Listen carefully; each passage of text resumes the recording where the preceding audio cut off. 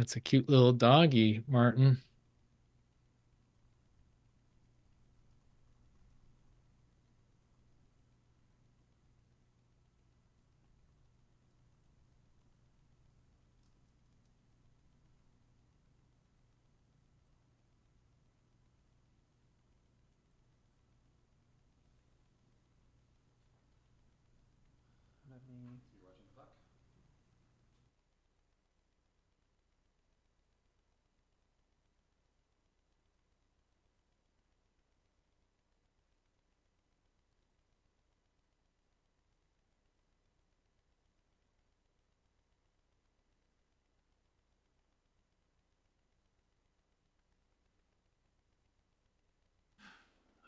Well, hi also to everybody that is watching us on the live stream. We're already live on YouTube and Facebook. And so many of you are joining us in the Zoom itself. Many are on the live stream, including there will be many who had activities going on this weekend. And so they are maybe watching us recorded on the live stream. But so we welcome all of you.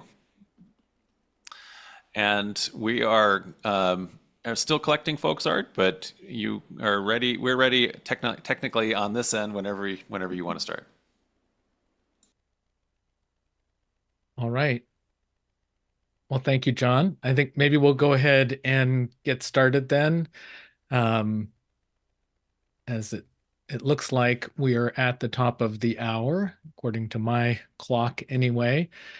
And I'll just add my welcomes to everybody and say good morning and good afternoon to all friends on the live Zoom. So whether I want to thank all of you who've joined this Canada-wide conversation either live or later to continue caring and dreaming about an emerging vision for the future of Community of Christ in Canada. I think we all know that Canadians have dramatically changed the way they live out and express faith. So many churches and parishes are closed, and Community of Christ, while sometimes the last church standing in a community, has not been spared from these trends. But over the last couple of years of listening and traveling to congregations, camps, reunions, and affiliate sponsored activities, what I've seen and what we've seen is that we are poised for thriving as a faith movement of the future. You have directed us to look at the stuff we do with passion and creativity. You've pointed us to paying attention to what is working, where our friends and neighbors and our kids are responding to invitations to participate, and where community members from nearby or from across the world are excitedly encountering Community of Christ in Canada and wanting to be part of this movement. It was when Jesus had been crucified and that movement of radical love and inclusion given up for dead that we really begin to see the power of a small band of people, not led by some charismatic cult leader, but sharing leadership generously, giving everyone a voice and a chance to get involved in lifting up the lowly, loving the unlovable, bringing in the marginalized, and forming communities of peace and justice dedicated to doing away with poverty of pocket or poverty of spirit. This is when we really begin to see the power of the first century church. And in the same way, in this time of change and despair for some, at the loss of what we thought was the church that would last forever, the power of this movement is emerging. Do you see it? Can you feel it? I think as we've listened to you throughout the All Voices dialogue process, we've seen that you do see it and you do feel it. And you are longing to get organized for nurturing what is emerging. Onward Together is a description of the beginning of that organizing for and nurturing what is already emerging among us. Onward Together is the best effort of the Canada leadership team, leaders from West and East, to organize the passion we've heard into a vision document. Of course, it's a bit crazy trying to organize passion. And we're not wanting to smother sparks spontaneously and beautifully lighting up in what some have thought was darkness. But today, we will feature a few of these Onward Together statements. We'll pay a little extra attention to how some of these statements really do connect with our passion and how they emphasize what we really need to pay attention to for the next few years in the life of Community of Christ in Canada. So I am glad that you're here to listen, whether you're here live or listening later. And even though today isn't really about listening to just a few people, today is really about expanding the conversation we leaders have been having as we've tried to identify our core vision for the next while. So I invite you today to plug into the passion and begin to think about which of these statements inspire you and what you would say we need to do next. Welcome back to the conversation.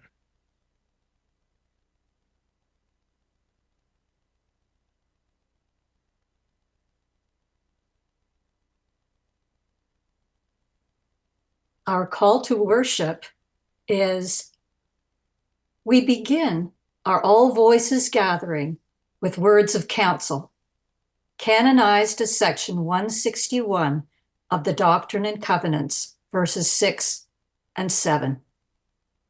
Stand firm in the name of the one you proclaim and create diverse communities of disciples and seekers, rejoicing in the continuing fulfillment of the call to this people to prophetically witness in the name of Jesus Christ.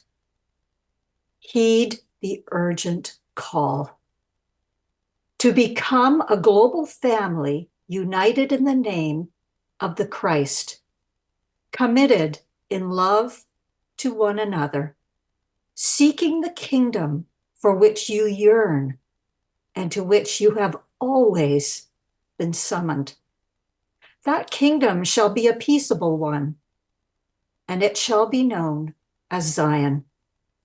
The spirit of the one you follow is the spirit of love and peace. That spirit seeks to abide in the hearts of those who would embrace its call and live its message. The path will not always be easy. The voices or the choices will not always be clear. But the cause is sure, and the Spirit will bear witness to the truth. And those who live the truth will know the hope and the joy of discipleship in the community of Christ. Amen.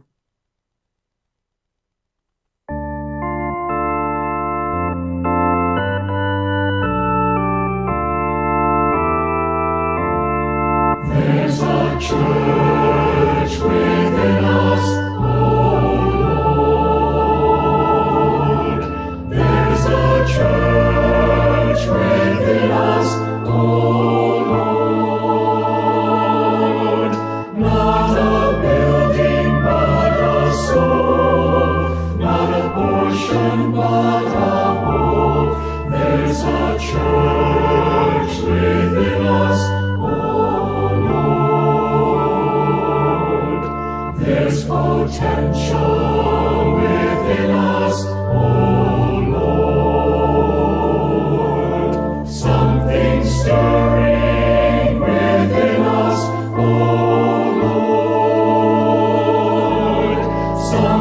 straining to have birth, to be visible on earth. There's potential within us, oh Lord. There's some building to be done, oh Lord. There's some building to be done, oh Lord. Not with steel, not with stone, but with lives which are our own. There's the church to be built, oh Lord. There's the church within us, oh Lord. There's the church within us, oh Lord. Not a building, but one soul. Not a portion, but one whole. We are your church in the world.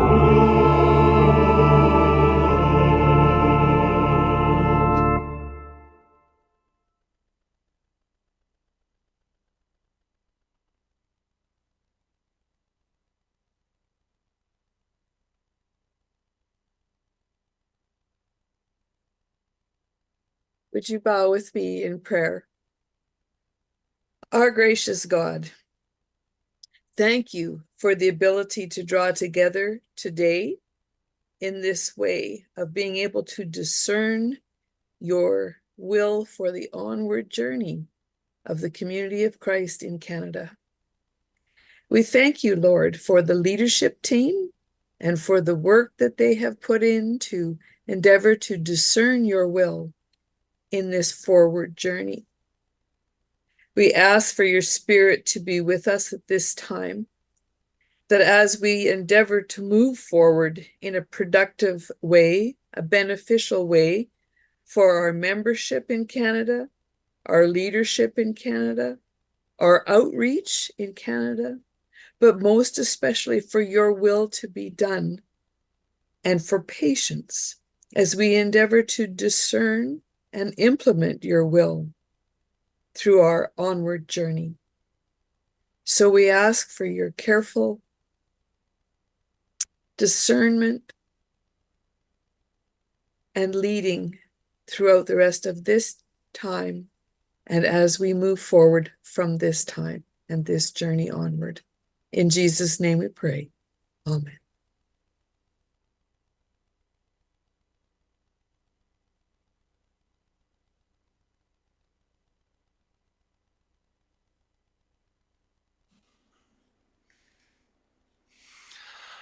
As Art explained, Onward Together is a document. Community of Christ in Canada has been circulating this week as we take the next step in our All Voices discernment process. You may remember at the beginning of the process, we were invited to ponder two initial questions for ourselves. The first was, what passions or experiences inspire you to take part in Community of Christ?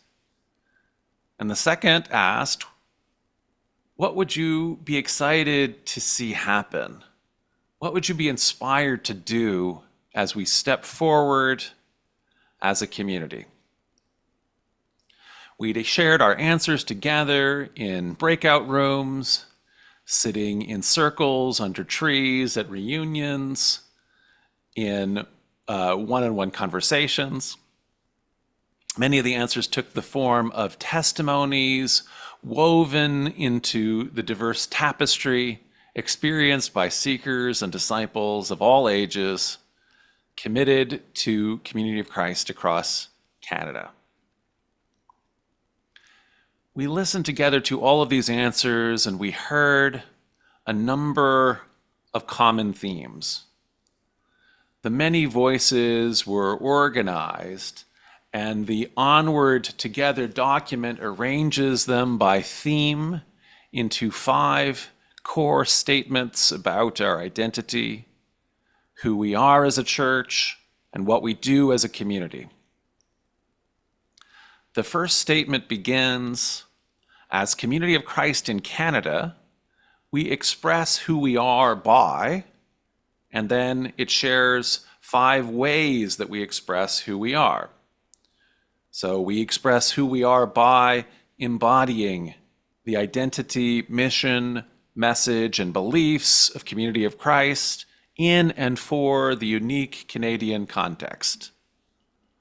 In other words, we are part of a global denomination that upholds enduring principles, including responsible choices, but we are called to translate these into relevance in our own time and place. A responsible choice for a disciple in the global South, facing a totally different set of existential circumstances than our own experience, might look very different from a responsible choice in our context in Canada. A second statement, set of the statements begins, as Community of Christ in Canada, we bring people together through gathering ministries, including, and then it gives 4 broad categories of our gathering ministries, the first being camping, retreats, and reunions. So many of you talked about the importance of reunions in forming your foundational church identity, and also for connecting with and including the rising generations in church identity. So Shannon Kent Daly will be sharing her passion for this component of the Onward Together statement today. Second gathering ministry we uphold are the diverse congregations that find relevant ways to engage with their communities. And Caitlin Ball will talk about the relevant way her congregation has engaged her community. The next overall statement reads, as Community of Christ in Canada, we share mission through our many expressions, networks, and affiliates, listing 4 different ways we do this.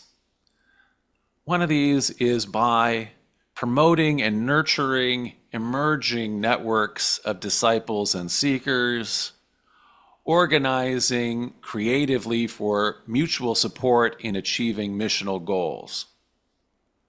An amazing example of this kind of network is the North American Climate Justice Team, which was organized as we are all experiencing the climate emergency in order to take action to uphold our enduring principle of sacredness of creation. So Rod Downing is here to share about that. Just important as these emerging networks of disciples and seekers are our affiliates, our affiliated charities like Encounter World Religions, World Accord, Cienito, Zarin, the Agape Society, and many, many others. These 2 are an essential component of Onward Together, and Lou Shepherdson will share about this today. The 4th statement reads, as Community of Christ in Canada, we promote generosity, and then gathers ways we promote generosity into 5 broad categories. One of these is reporting on the global impact of Community of Christ's generosity, Community of Christ in Canada's generosity. So when I was attending Dar Shepherdson's celebration of life, I was struck by memories that Art and Stacy Cram and others shared about working with him on the board of the Canadian Church Corporation. Our share of world church tithes support vital mission all around the world. And CRA regulations require that recipients of those funds fill out reports for how they were used, what they accomplished. And Dar paid close attention to these reports as part of his stewardship role. But when I was hearing about those memories about Dar reading those reports, I couldn't help but think how wonderful it would be if we could all read those kind of reports, if we could have those brought to us and celebrate the mission that our tithes made possible. And perhaps if we heard that, that would inspire even more generosity. So the Onward Together statement here envisions doing just that by reporting on the global impact of Community of Christ in Canada's generosity. The final Onward Together statement reads, as Community of Christ in Canada, we value temporal stewardship by operating strong administrative and financial structures. And again, this gives us 4 general ways we are fulfilling this. 1 recognizes the need to, quote, balance transparency and confidentiality, nurturing a culture of accountability and trust. And this is something that many of us are very passionate about. The church has been founded on the principle of common consent, which animates the business meetings of our congregations, our reunions and campgrounds, our mission centers. So we have a Canadian corporation with a board, but its operations have not always seemed clear and connected to the membership, at least as much so as our other structures.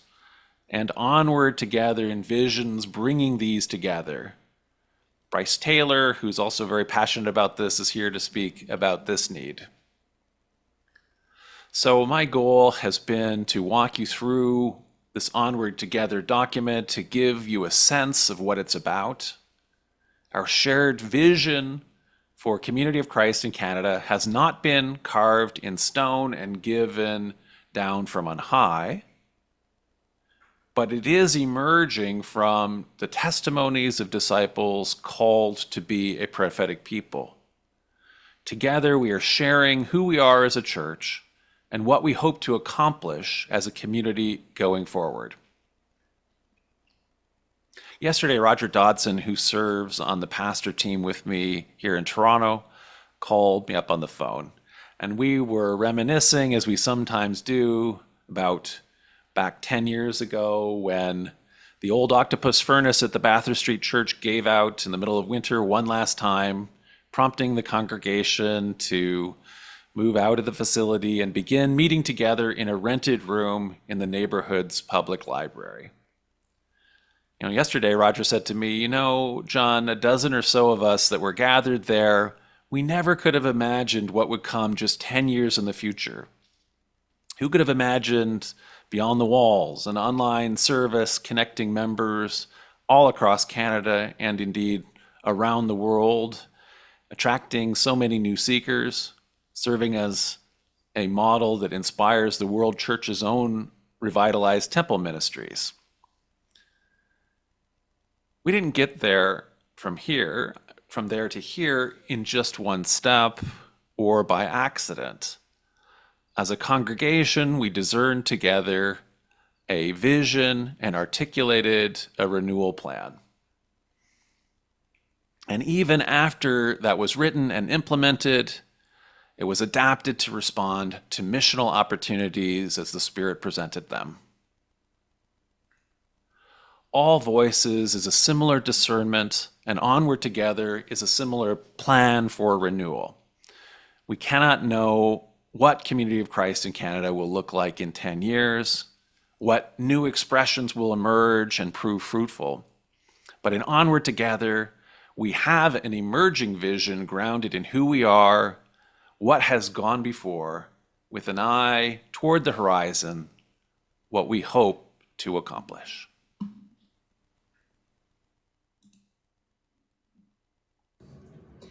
Hello, friends. My name is Caitlin Ball, and I'm joining you from Calgary, Alberta. I'm sorry that I can't join you live, but I'm sure this event will be full of great discussion, insights, and will guide the Canadian Church as we foray into the future. Some of you may remember me from the original All Voices conference, where I spoke about the Mom Project, a community initiative that was born and made possible through the Calgary congregation. Building on that, I've been asked to speak to the section of this new document that reads, As Community of Christ in Canada, we bring people together through gathering ministries, including diverse congregations that find relevant ways to engage in their communities. The Mom Project is a very niche and is not something that the average person would ever think to invent. Most regular people don't know about a NICU mom's need for a hospital-grade breast pump, and that this medically necessary piece of equipment is unaffordable for a lot of those moms. Somebody needed to see the need, the opportunity, and be fortunate enough to have the resources to help solve the problem. Simply put, the Mom Project wouldn't exist if I wasn't a NICU nurse, if I hadn't recognized the need, and if my congregation hadn't supported my desire to at least try to change the world. When we talk about wanting to engage in relevant ways with our communities, we need to talk about our communities before we talk about us. We may have all the best intentions in the world, but we are not relevant if we come in with our own ideas without an open mind and heart. I always go back to a story about a charity that bought dozens of computers for a school in Africa because they wanted to bring technology to these students. But the school didn't have electricity. So the well-intentioned gifts of the charity were not only useless, but the money used to purchase the computers could have been used on something else that would have made a huge impact on the students. The charity was more focused on what they wanted to give, rather than what their beneficiaries might need or want. This blunder isn't uncommon, and intentions are important, but I will tell you that actions matter most, especially to younger people. I want to encourage each of you to be a leader and to empower you to make change within your congregation and your community. My guidance would be to listen to what's needed in your area. Is it food? Is it housing? Is it resources? Language instruction? A space for like-minded groups to hold their own events and continue their work? Are there marginalized people or groups in desperate need of an ally? Is your congregation being called to become welcoming and affirming to the LGBT community? What are the needs and the opportunities around you? I challenge you to listen with both attention and intention to hear what is being asked of you, not just the things that you want to hear. I encourage you not to reinvent the wheel or try to have it all. There are many wonderful agencies that may already have robust programs and support systems in place that your congregation can partner with and support to impact your neighbors. If you find a need that doesn't have an existing solution, then you have my blessing to envision and create spectacular new projects that are in tune with what your community wants and needs from its local congregation. Our world is faster paced, more divided, and harsher than ever. Let's continue to make Community of Christ a beacon of hope, not just for ourselves, but for those around us. Whether we become their spiritual home is not as important as the impact we can have upon their life by raising their spirits, relieving them of financial worry, and empowering them to live better lives. I wish each of you the best in your journey to create relevant, lasting, and meaningful change in your community. A key phrase in this section of the vision is we share in mission through our many expressions, networks, and affiliates. And to me, the most important word in that phrase is networks. It can be useful to think of the church as being a network of congregations, because what really makes networks powerful is that the value of being in a network is multiplied, not just added, but multiplied as we connect and share with each other.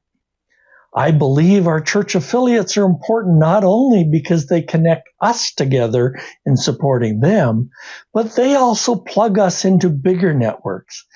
They enable us to be part of the bigger community of faith traditions, not-for-profits, and community organizations. And that bigger community is more able to create and advocate for real solutions to the injustices and inequities in our world. Developing and supporting affiliate organizations is vital to the future of Community of Christ in Canada because they enable us to be and do more than we can by ourselves. Like the roots of a healthy tree, the Canadian Church needs roots that are both broad and deep.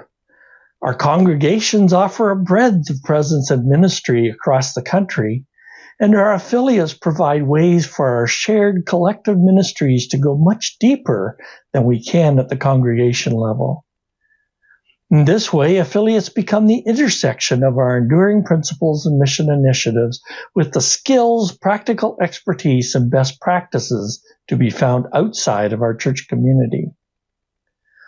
For example, World Accord is like a magnifying glass that concentrates the wide support across the church for the Abolish Poverty, End Suffering mission initiative, and can focus and amplify that support into programs that are transforming lives in faraway places such as Central America and Nepal. They are able to do that because they have acquired expertise and skills, such as raising additional funding through governments and foundations and in building partnerships with local organizations in other countries. Through our support of World Accord, we are all able to share the blessings that their ministry offers throughout the world. And through World Accord, Community of Christ is visible and recognized as a small but trusted partner within the development community. A similar example could be related for each of our affiliates because the stories about how each affiliate came to be are grounded in the values and ministries of Community of Christ. The founders were captured by the needs that they saw, and their passion to follow their vision of how to address those needs led them to go beyond what could be done only at the congregation or individual level. As others within our church community were captured by that same vision, our affiliates provided a place where they could express that passion as a donor, a volunteer, a board member, or even as an employee. Each of us finds meaning in our discipleship, but often in very different ways. Sometimes people will shake their head or roll their eyes when I talk about working on budget spreadsheets or writing minutes after a board meeting, because they could never see themselves getting anything meaningful out of doing such work. But for many of us in our church community, it is not the tasks themselves that bring joy and purpose, but why we are doing them. It is precisely because I cannot see myself individually or our congregation here in Ottawa being able to effectively push back against the rise in religious hate crimes in our society. But we know that Encounter World Religions does that every single day. And so we see our financial support for Encounter as part of our Pursue Peace mission initiative. And I find working behind the scenes to be rewarding through helping Encounter pursue our vision of a more just world. For an organization of our size, Community of Christ in Canada has some amazing, unique, and successful affiliate organizations, and they are an essential part of expanding our mission as we move forward.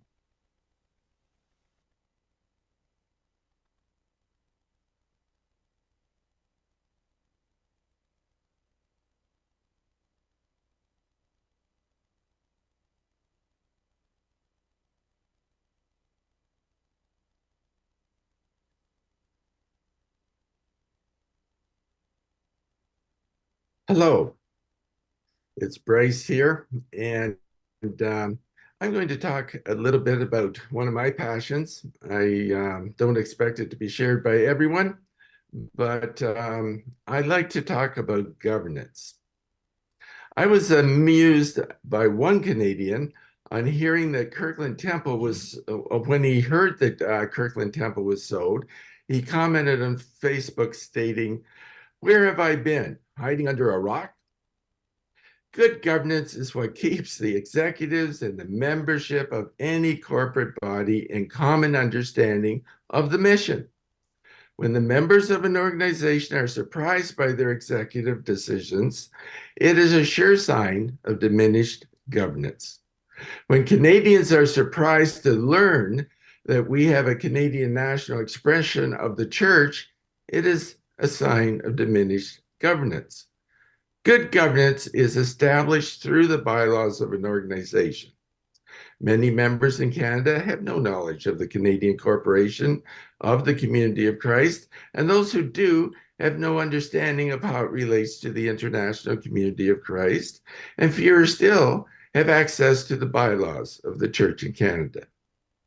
Developing a stronger national expression of the Community of Christ in Canada, and even ensuring our viability, requires that the Canadian members of the community of Christ be involved in reviewing and developing their Canadian bylaws and bringing their values into the structure of the organization. Strong governance of the Canadian National Church will require providing opportunities for membership to dialogue and to be surveyed.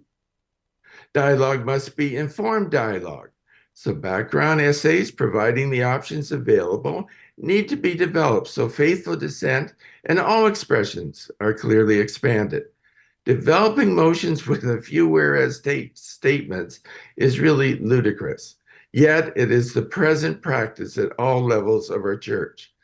For good decision-making, we have to have more information than those. Dialogue leads to decision-making in conferences, guided by rules of common consent. However, between conferences, there needs to be members' councils of all types at all levels to ensure that the conferring directives are implemented and to ensure the executives retain accountability to the conferring bodies of the membership, not just to the next level of executive administration. Only then is it appropriate for volunteer or paid executives to establish an action plan to achieve the decisions of membership. While the details are not all fleshed out, I am encouraged by many things in the Onward Together statement, including the commitment that as Community of Christ in Canada, we value temporal stewardship by operating strong administrative and financial structures that balance transparency and confidentiality, nurturing a culture of accountability and trust. It is important to link the operations of the corporation with our values of common consent and our culture of conferencing, both energized by our membership. And I see this coming in the work that has been done in Onward Together. So let me end with my suggestions of good governance for our community in Canada that flows from my passion of allowing the members to be totally present in the life of the community. At the national level, there would be a national conference of members of our community and maybe a place for participants who do not hold membership. The national conference will have two distinct councils that will meet through interconference periods, and they will advise and provide the governance required to give direction to the executives of the church. Now, these are just my understandings. These are my hopes.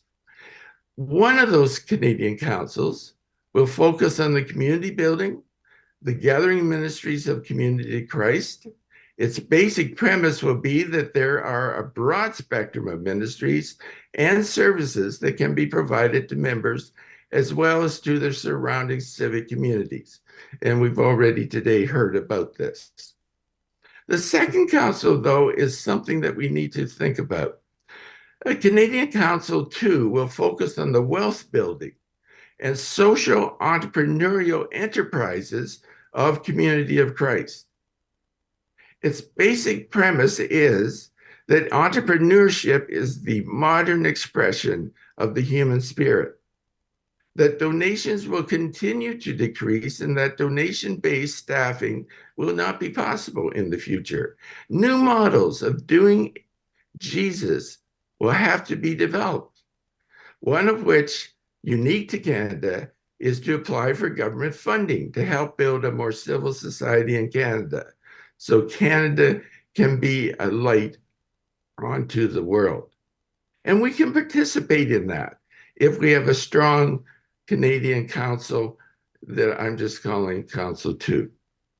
Joint council meetings will occur twice a year between these two councils to set the budget and plan the conference's agenda. Those are just some of my suggestions. Finally, let me share my vision that as directed within our scriptures, We leave the authoritarianism of being a people with a prophet and more quickly move towards developing ourselves as a prophetic people, capable of joining other Canadians in building the more civil society.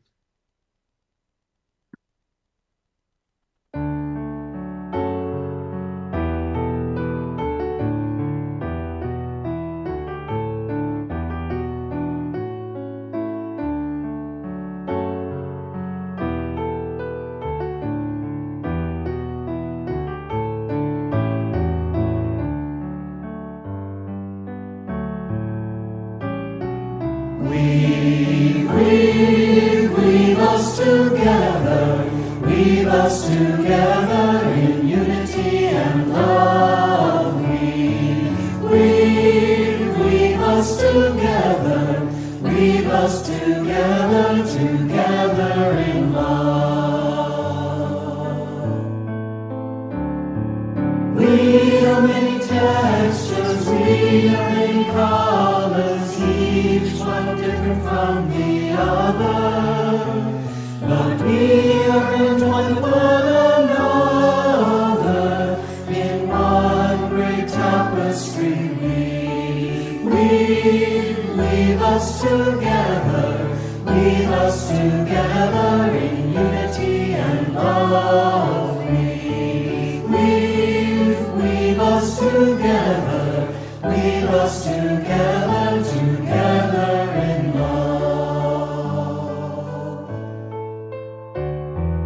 We are different instruments playing our melodies, each one tuning to a different key.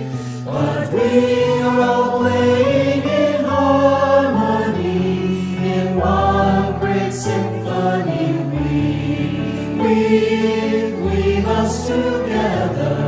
Weave us together in unity and love.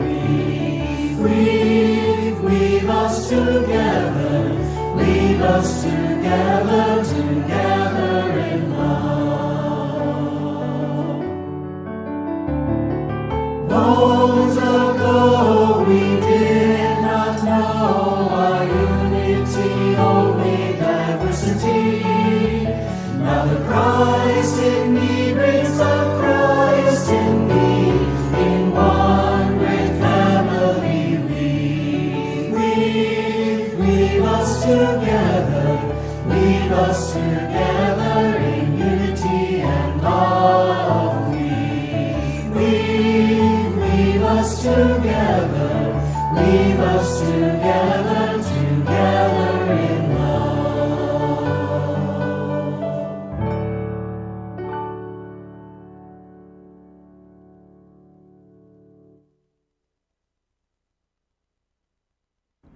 Hello, everyone.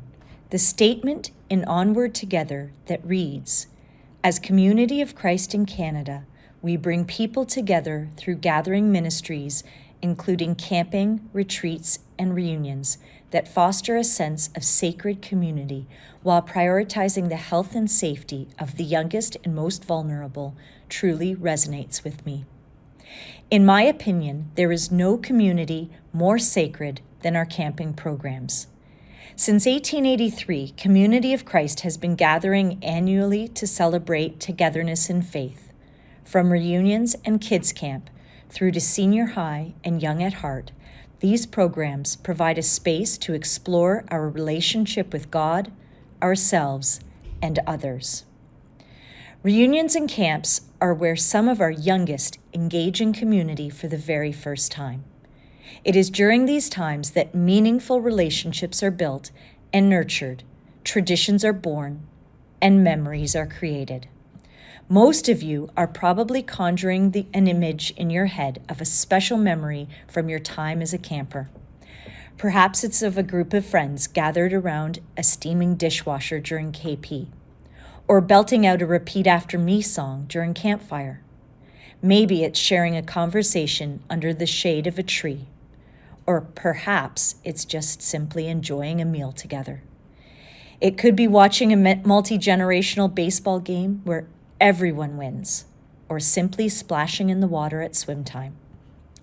Never did we imagine that these precious gatherings would come to a screeching halt.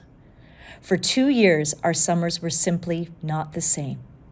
I remember the moment in the spring of 2020 when the announcement went out that all camps and reunions were to be canceled.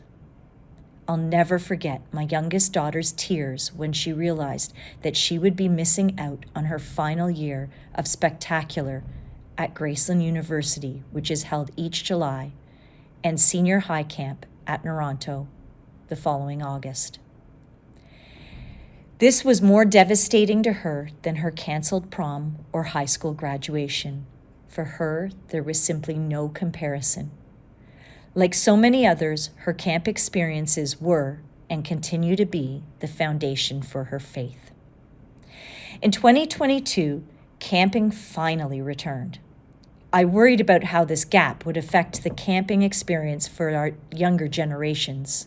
Yet, at the very first team building activity, I watched as the experienced senior high campers, young adults, and even some more mature adults merged with this group of tentative young campers, encouraging them, supporting them, and creating memories. Each camp, retreat, and reunion has its own climate. They are each as unique as those who attend them, and that creates a tremendous challenge for planning teams.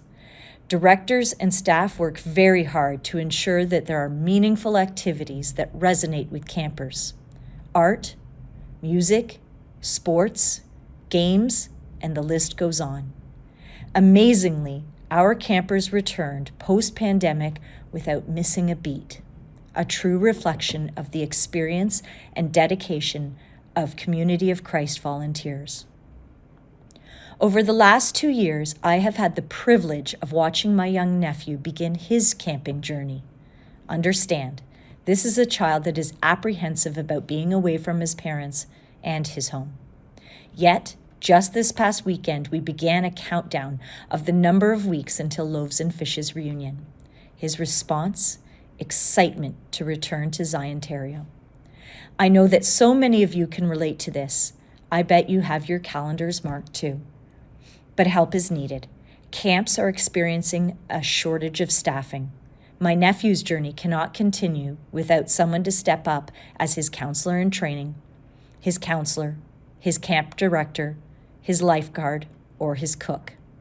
Let's ensure that this nurturing community continues for the next generation.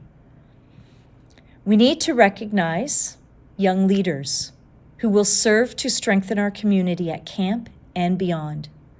Leaders have a voice to share. Leaders have an innate desire to build their communities. Grandparents, do you have grandchildren who are looking to give back to camps and earn some volunteer hours?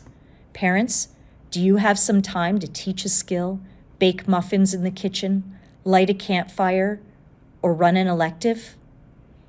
I would like to end with a truly special memory from the summer teen retreat in August 2022.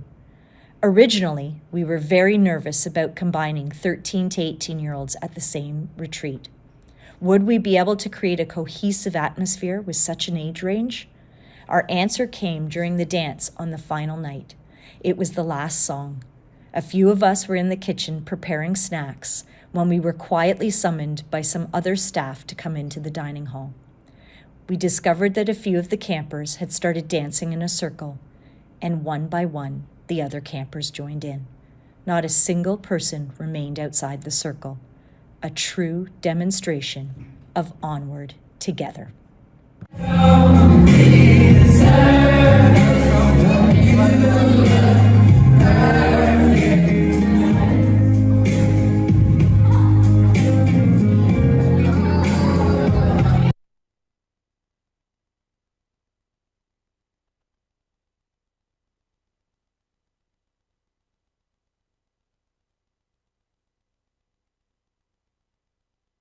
Hi, I'm Rod Downing from the Vancouver congregation in BC. In this session, we will talk about the stewardship of all creation and networking. Whatever the writers of Genesis had in mind, Today we know that creation involves nothing less than the entire biosphere of our planet. But I love the parts of Genesis 1, that sense of a life-giving spirit of God moving on the waters, and that in the end, God called all creation very good. However, we have had trouble with other words. We saw subdue and dominion eventually as meaning we could do whatever we wish. And we now suffer the consequences of it. Eventually, our discernment caught hold of a more appropriate interpretation of those words, speaking more of being stewards for, caring for, and stewardship as response. I suggest our best framing is to think not so much of us as the restoration movement, as though it is finished, but more an ongoing restoring movement. And more importantly, that what we are restoring goes beyond beliefs and complementing our values in the enduring principles. It goes to the intimacy of restoring right relationships. In fact, prophetic counsel has already suggested this in Doctrine and Covenants 162. This introduction from red to blue to green took people who moved and will continue to move onward together and needs all voices, as indicated by that changing sense of stewardship over the past few centuries. Ideas could be powerful, and we must remain open to each generation's changing context. A personal example. For over 45 years, I've been grappling with issues of peace, justice, human rights, and the environment. To me, they are all interrelated. I remember pre-COVID reflecting on the changes in some of the nonviolent protests I was part of. They came about because people saw the desecration of the land, water, and air, and the huge systemic consumerist-driven, industrialized, reinforcing dynamics that society had become, and so we protested. Did you know that almost all of you here today ingest about 1 credit card's worth of plastic every week? And that by 2050, if not earlier, there will be more plastic in the ocean than fish. Convenience easily blinds us. At these protests, eventually we realized that there were people here long before us who were more in touch with the land. So we started doing land acknowledgements. Then we started inviting one of the First Nations people to offer a blessing. Then we made sure such that there was a speaker from that community, particularly if they were youth. Finally, the more recent protests I've been at, it was entirely run by our Indigenous brothers and sisters. Onward together, all voices. No one has a corner on truth. We must dialogue together under the influence of God's life-giving spirit as we stumble toward that path that truly nurtures and supports the way God intends. And while there are many individual things we can do, we must add our Canadian-wide voice to network with others for a strong voice to reshape Canadian policies. We must transition off fossil fuels. It cannot be a forced transition, but a just transition. One example must suffice: Newfoundland and oil workers in Alberta. First, we need most of those oil workers now because we cannot simply turn off the spigot. The transition will take time. For some renewables, like geothermal, they need the exact drilling skills of oil workers. They simply move location. There are up to 100,000 orphaned oil wells in Canada. How did the oil companies get away with that? But we will need oil workers for that job, as the oil wells can leak pollutants and also methane and other gases into the air. After that, there needs to be federal re-education policies for all that work that needs to be done with renewables, insulation, etc. In summary, these issues are all interrelated and contained in our enduring principles, and they need a unified process at the Canadian, federal, provincial, and local levels. Onward together, all voices. May we be found on that side of life in its fulfillment, trying to bring about the flourishing of life for all humans, no exceptions, all creatures, all life. Thank you.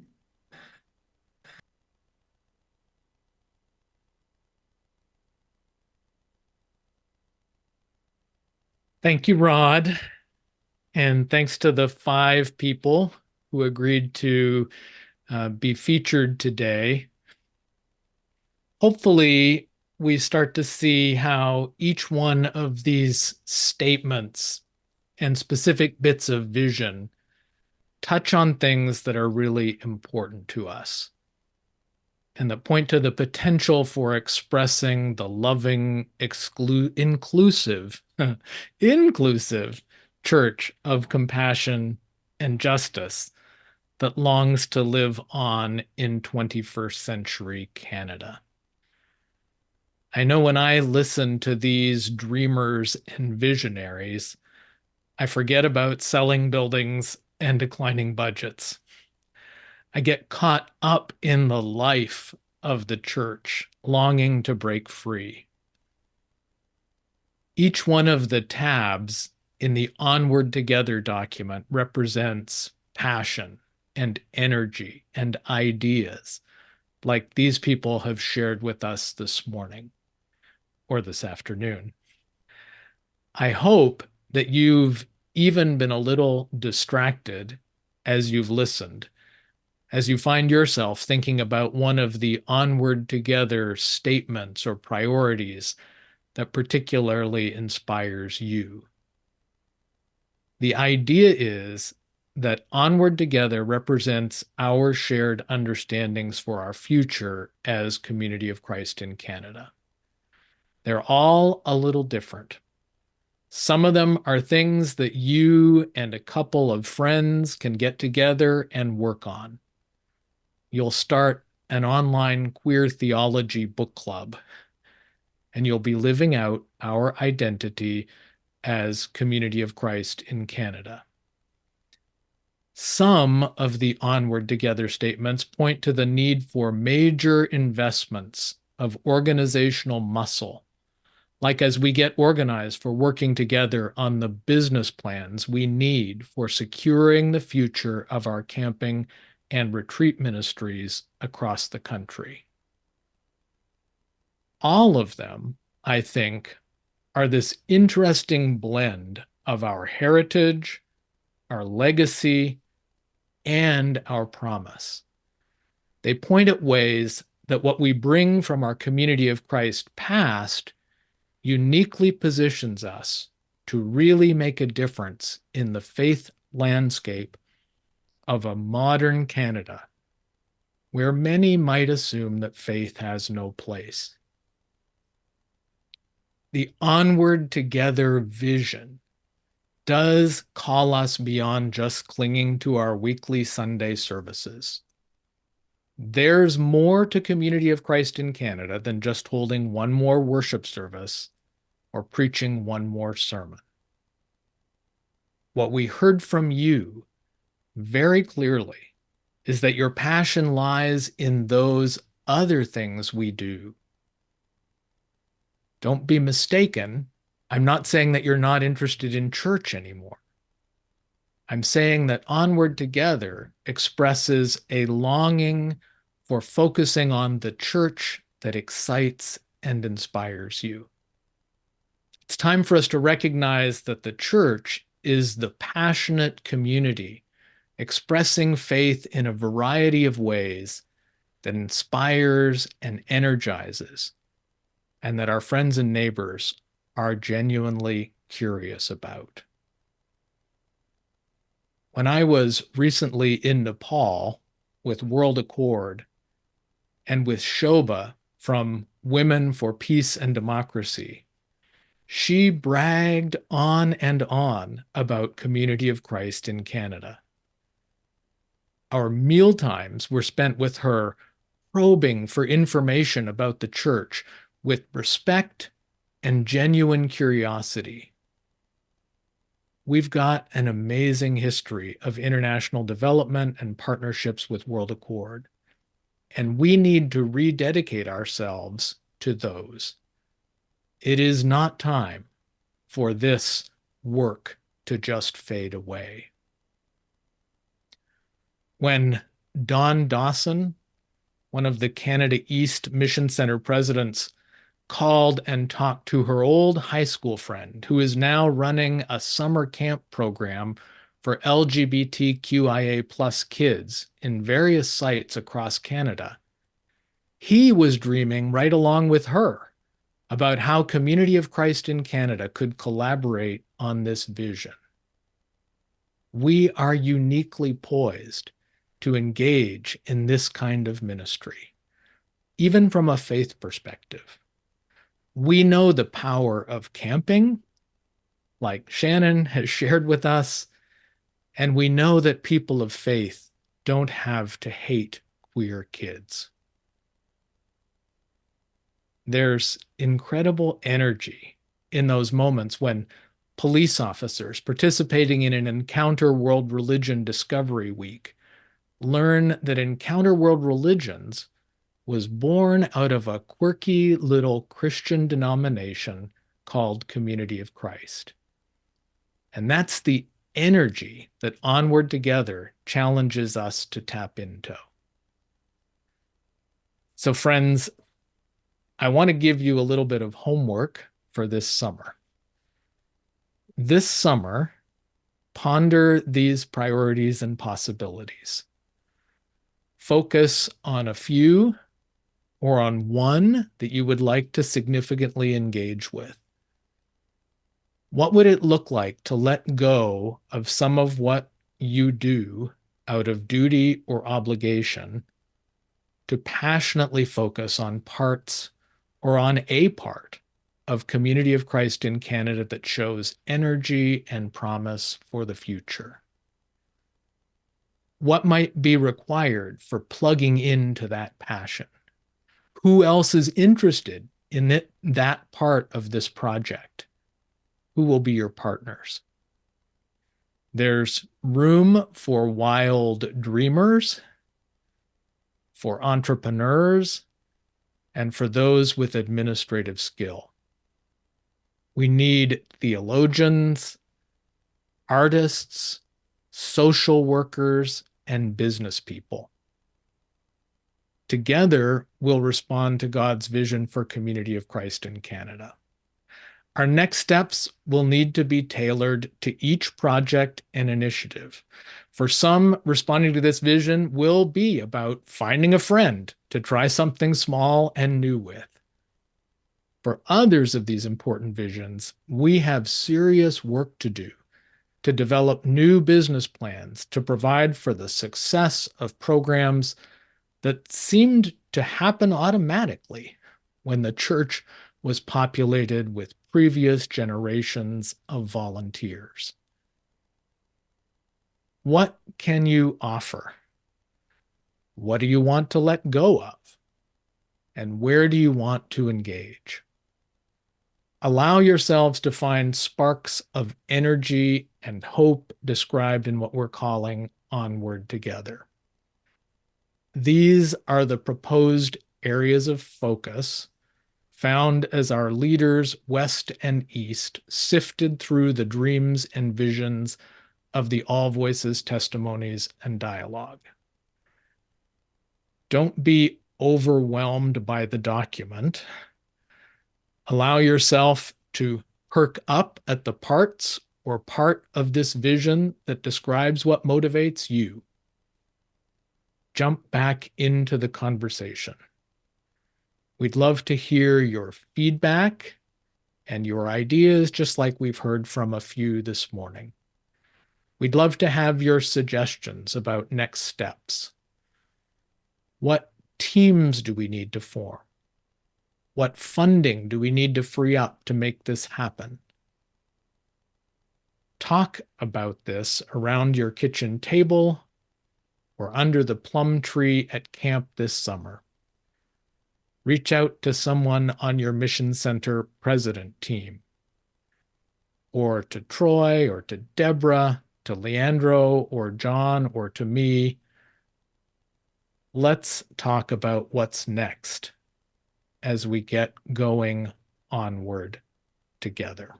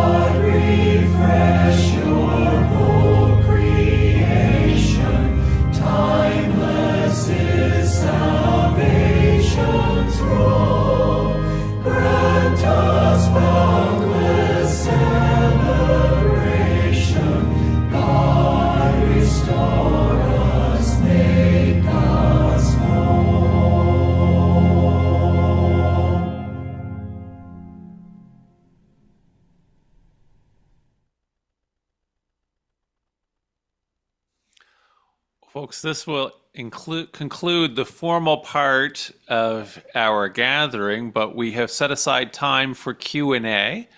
And so if you have questions for Art about Onward Together, if you're in Facebook, if you're in YouTube, if you're here with us in Zoom, we especially invite you to write them into the chat so that we can give them to Art. And I don't know, Leandro, if you want to pin Art so that we can see him, and he's got a couple of them, but there's only been a couple questions so far.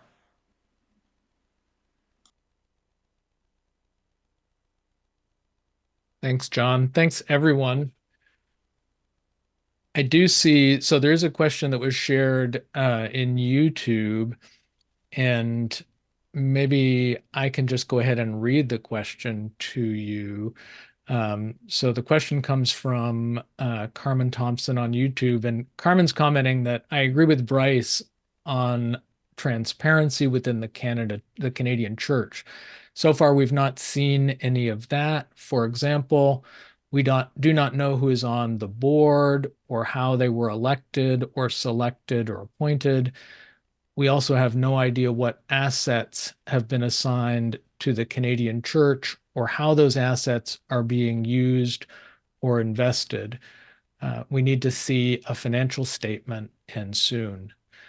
So I appreciate Carmen's question, and I might look to Sam Smalden, who's on the screen, to help answer. But I would say we're at an exciting place right now where we're moving from the Canada Corporation kind of just mostly being a way for world church to have legal legitimacy and to operate within Canada.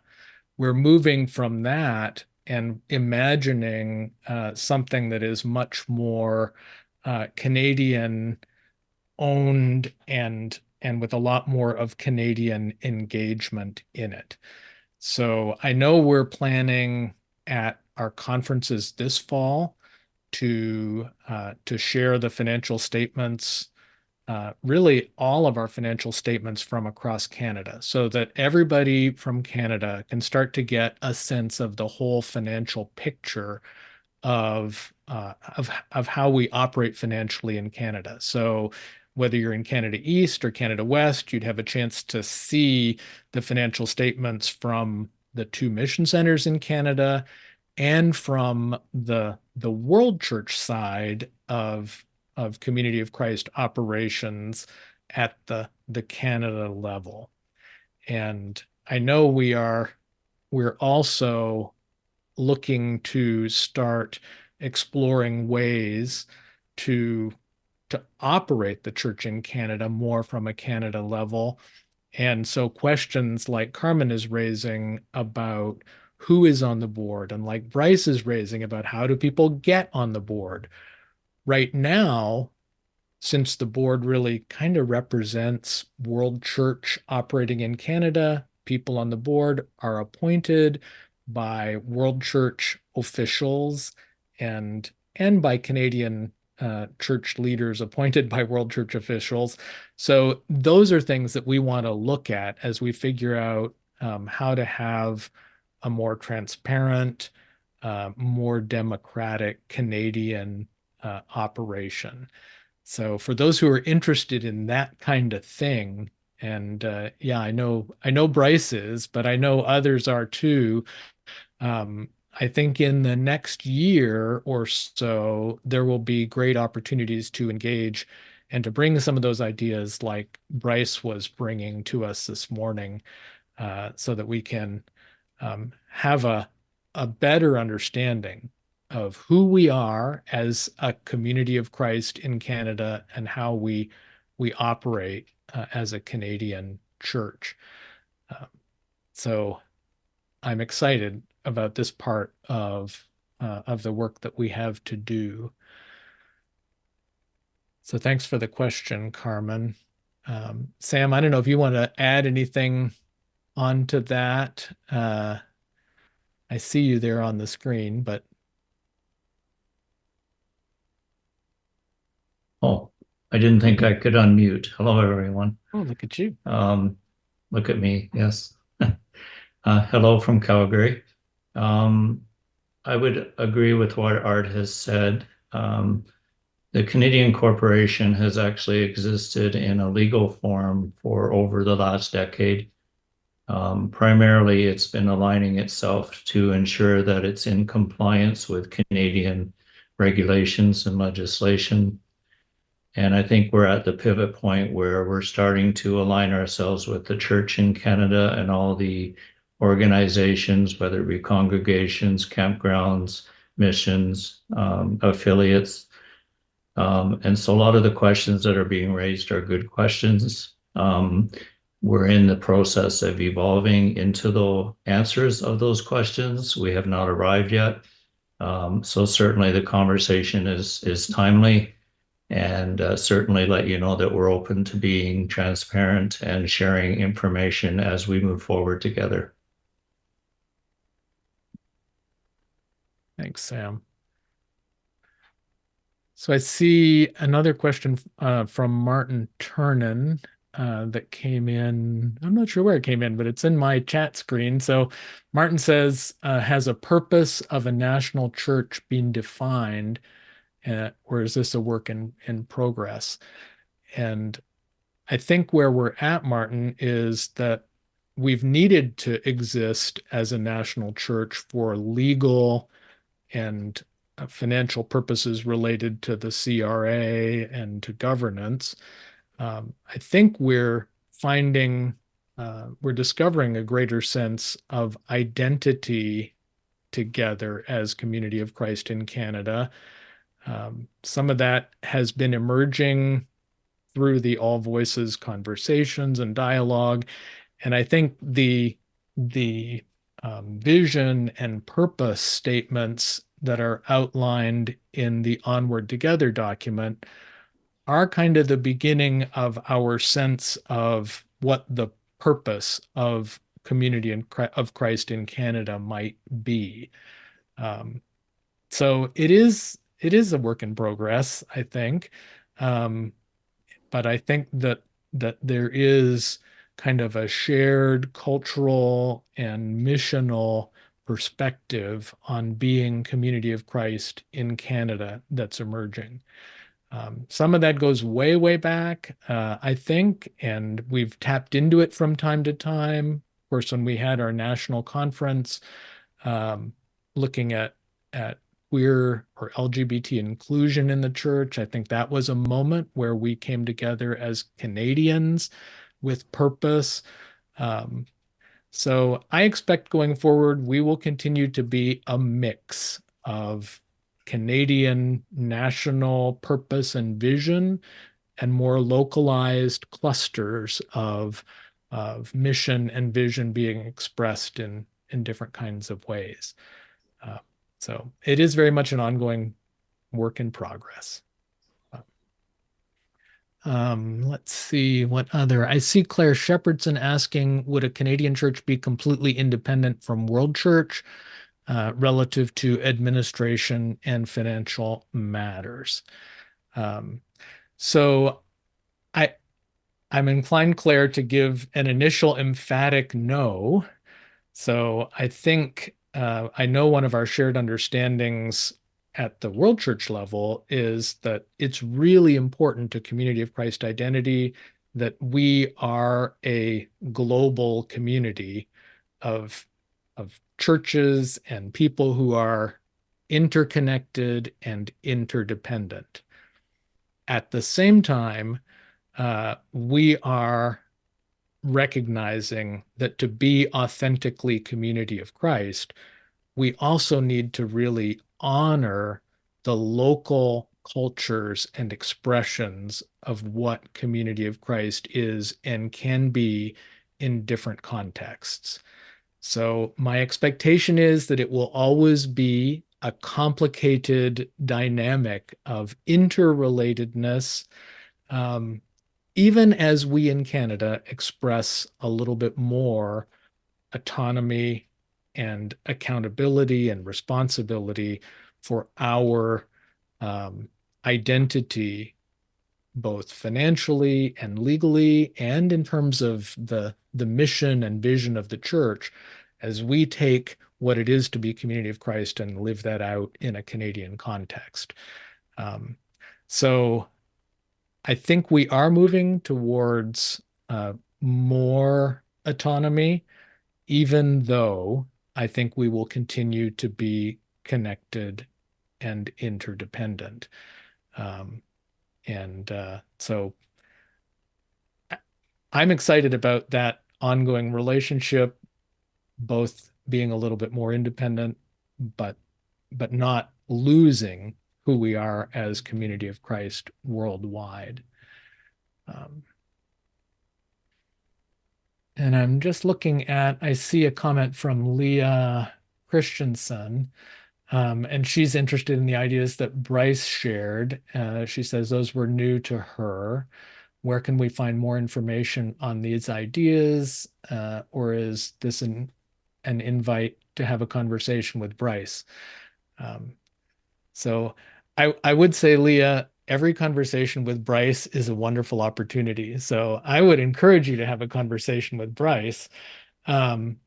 I think as we begin to explore some more the set of Onward Together statements related to governance and to our identity, as Community of Christ in Canada, I think we'll have opportunity to pull together some groups of people to have more intentional conversation about that. So if you're interested in that stuff, by all means, have a conversation with Bryce.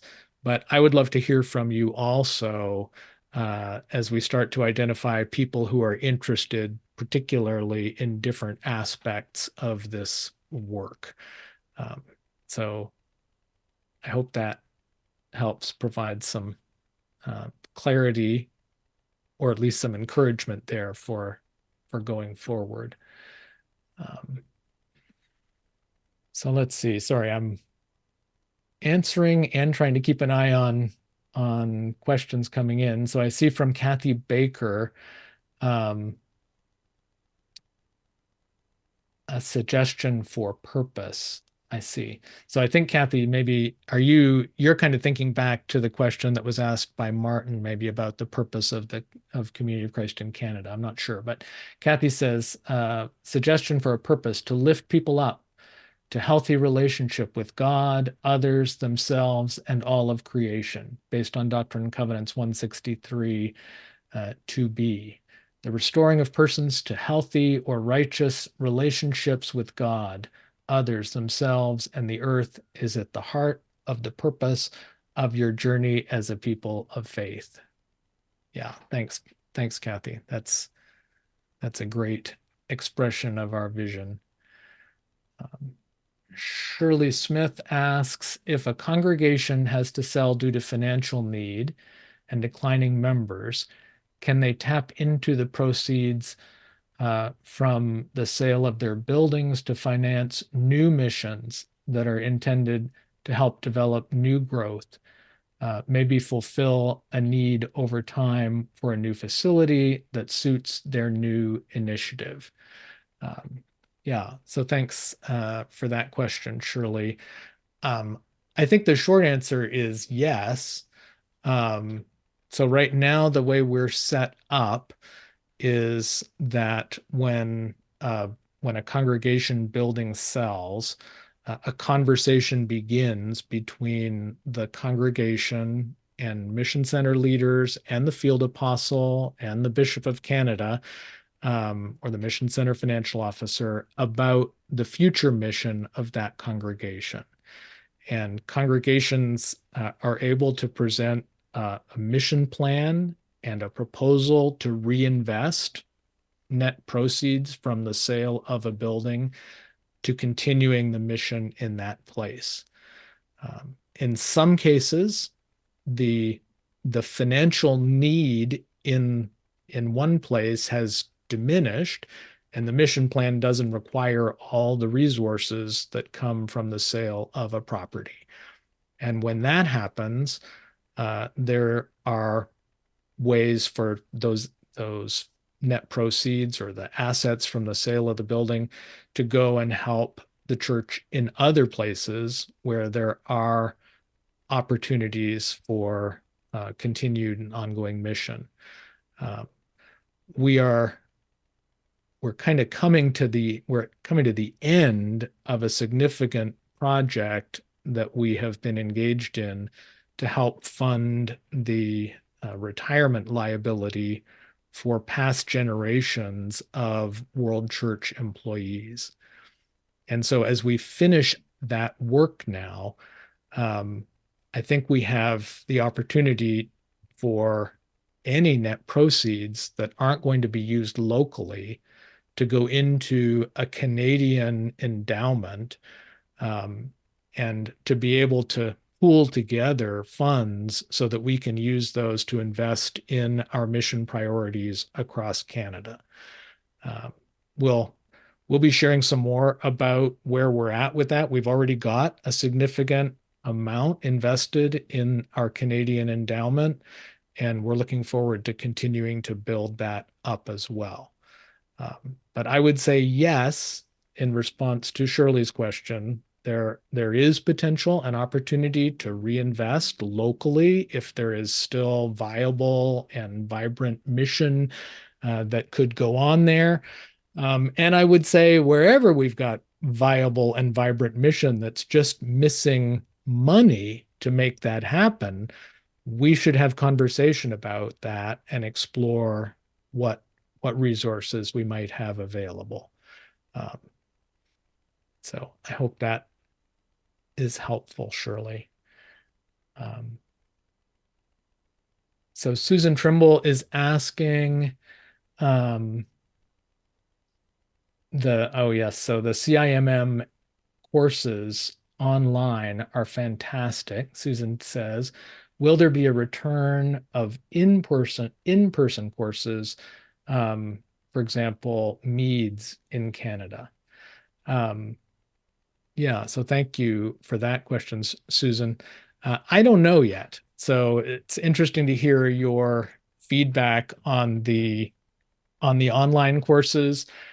I know the seminary and David Lloyd have been doing a great job with those. I'm really I'm not going to be able to resist not bragging a little bit because I'm super proud of Canada because it was Canada that kind of incubated the online ministry courses with David Lloyd as he worked for us in Community of Christ in Canada. And then he got picked up by the seminary, and kind of something that we started here in Canada has now become a bigger initiative through Community of Christ Seminary.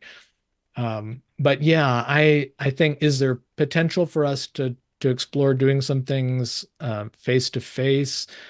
For sure there is. So if there's interest in that, I would say that's something that's we'd always be interested in hearing. You can talk to one of your mission center presidents or talk to me more about it, and we can explore some of those possibilities.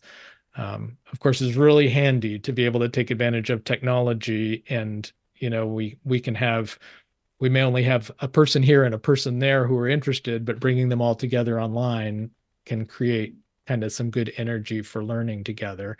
But I know it's not the same when you're not face to face. So maybe there are some possibilities there. Let's see. I'm just looking. I see a comment from Marian Thompson. Marian says, I'm intrigued by some of the ideas on page 5. Does this imply a movement to a single Canadian mission center? So that's a really good question, Marian. I would say maybe.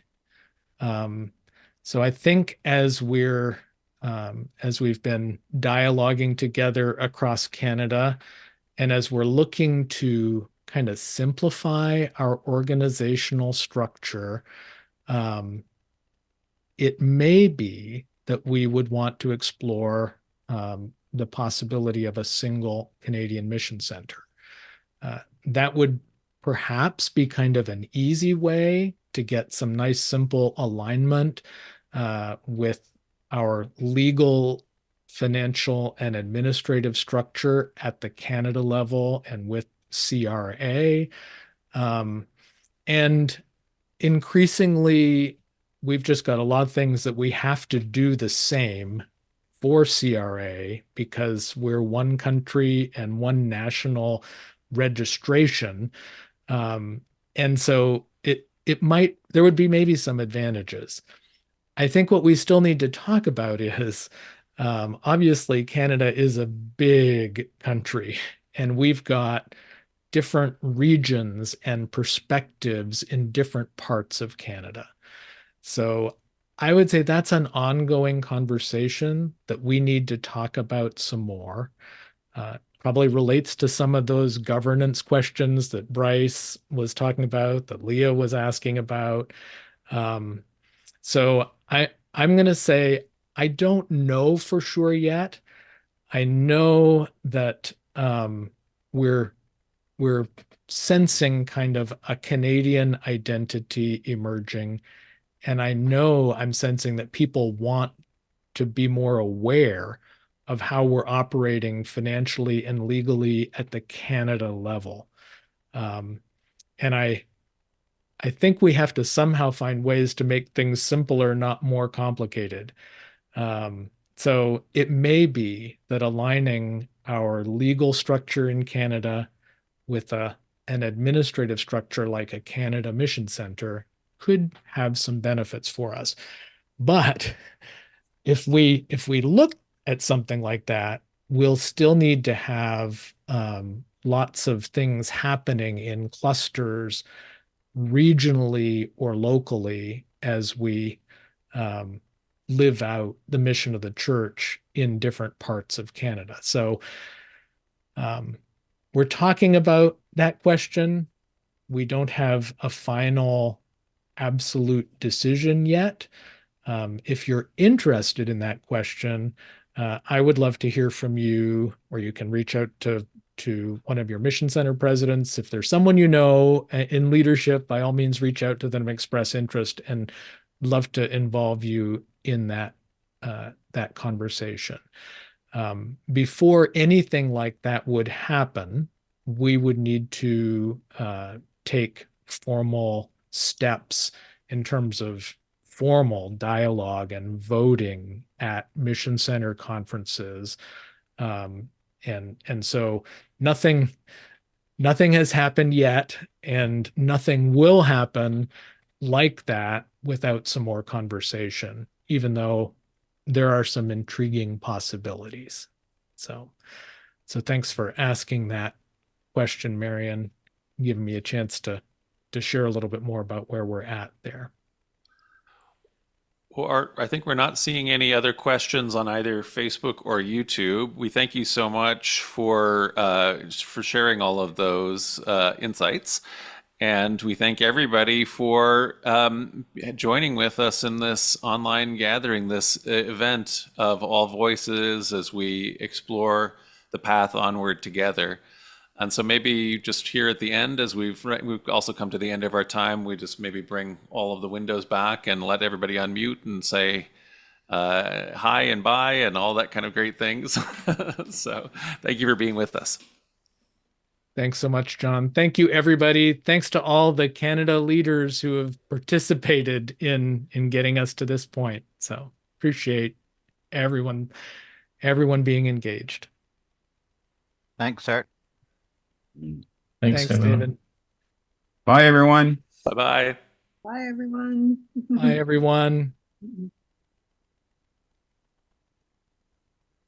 Seeing you all at the next.